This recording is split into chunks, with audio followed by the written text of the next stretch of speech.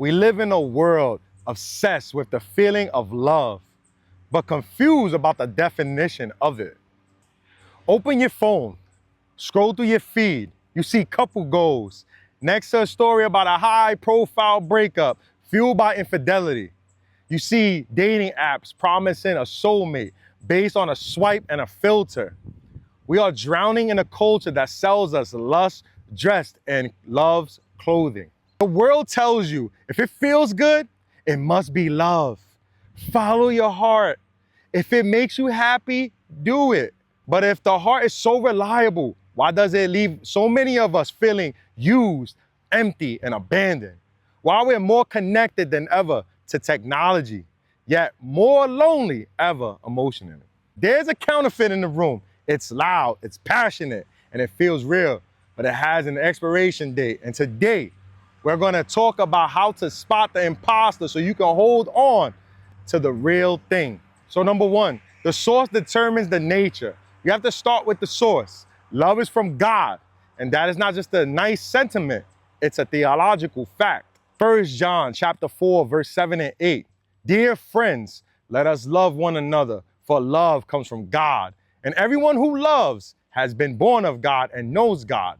And whoever does not love does not know God, because God is love. So if God is love, then love cannot be selfish.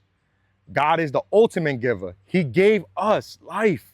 He gave us Jesus. He gave us grace. Because God is the source, his love is eternal, patient, and kind. It is a river that never runs dry. Lust, on the other hand, is from the flesh. The Apostle Paul talks about the desires of the flesh in Galatians. It is driven by ego. It originates in the me zone. Love says, I want to see you flourish. And lust says, I want you to fulfill my needs. So when you meet someone new, ask yourself, does this person draw me closer to God, or do I feel further away from him when I'm with them? A person who loves you will never pull you away from the source of love. Number two, the giving versus taking. Here's the easiest way to discern them in your daily life. Love gives, lust takes. Look at the definition of love in 1 Corinthians chapter 13. It says love is not self-seeking. It doesn't keep score. It builds the other person up. When a man or woman loves you, they introduce you to their friends and family. They want you to have a life outside of them, and they want you to win, even if it costs them something. Lust is the ultimate consumer. It takes your time, your energy, and often your dignity. It whispers you need me to be complete.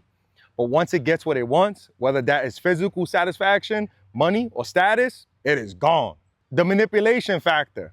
Lust manipulates. It uses guilt trips. It uses the silent treatment. It uses pressure. If you love me, you would. That is not love. That is a transaction. Love stays. Lust leaves. Lust is the firework. It explodes with color and noise.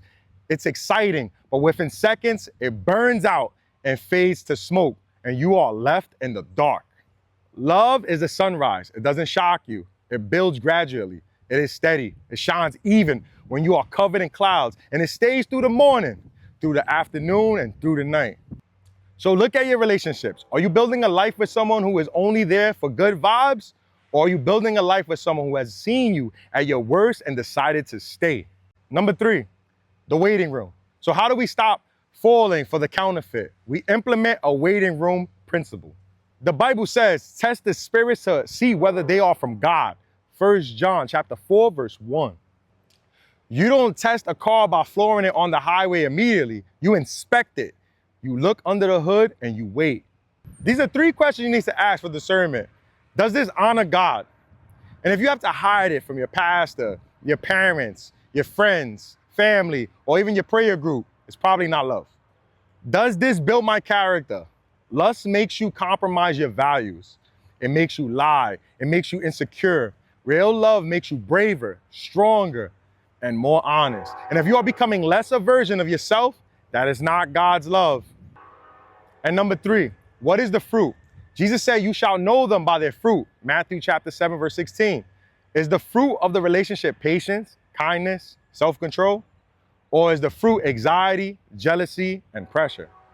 If you're in a relationship right now that is causing you anxiety because you are constantly waiting for the other shoe to drop, I'm sorry to tell you this, that is not love. That is a hostage situation.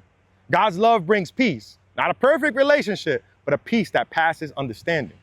1 John chapter 4, verse 18 says, there is no fear in love, but perfect love drives out fear. Lust thrives in fear, and it thrives in insecurity. But when you experience the perfect love of God, you stop begging for crumbs from the table of lust, and you realize you are invited to a feast. So let me leave you with this. The world is desperately looking for an image of love. It is chasing pleasure, swiping for validation, and settling for temporary highs. But pleasure is a fleeting moment. A dopamine hit fades. A body changes and a season passes. But God is offering you something unshakable. He's offering you a covenant and not a contract. Contracts have the fine print and exit clauses. Covenants have scars and staying power. Real love doesn't leave a scar. It leaves a mark, and a mark of grace, a mark of growth, a mark that says I was here and I am better because of it. So here's the truth you need to tattoo on your heart today. You don't have to settle for counterfeit, and you don't have to be someone's option. You don't have to perform or prove or beg for attention. You are not a pit stop on someone else's journey of selfishness.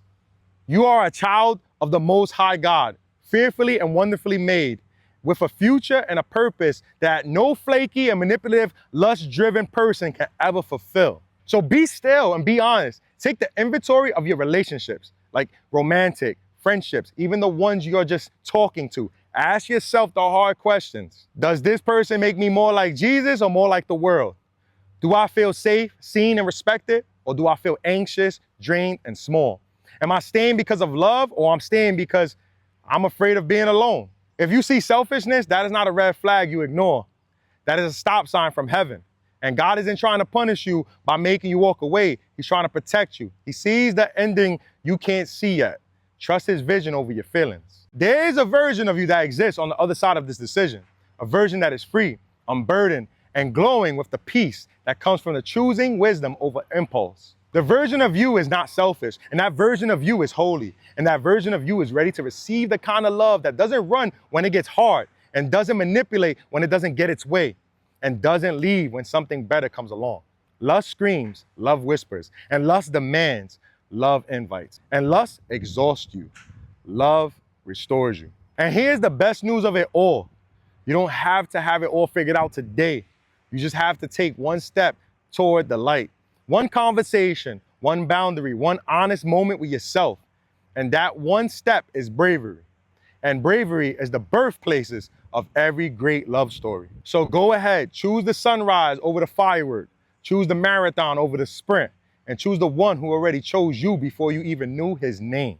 Because the love that comes from God doesn't just stay, it remains and forever. And that is the kind of love worth waiting for.